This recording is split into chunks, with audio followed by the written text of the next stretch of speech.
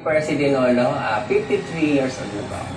Yung sa akin naman po ay, yung art ko kasi ay putik yung gamit ko. So, kailangan ko ng singer para kantahan ako ni Rendon. Siguro may 2011 nag-start na po ako sa aking craft ng mud art.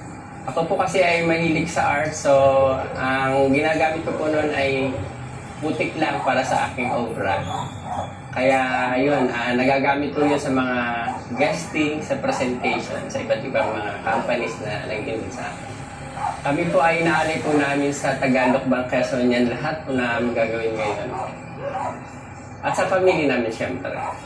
Maraming salamat po sa pamahalaang panlalawigan ng Quezon sa pamamagitan ng Quezon Provincial Tourism Office ay nagbibigay ng pagkakataon maipamalas namin ang aming talentong Quezonian. Tara na po sa Quezon. Ang ikalabing limang kanahog sa Tanitadong Quezonian Festival at Triton po ang sa bayan ng Lukban.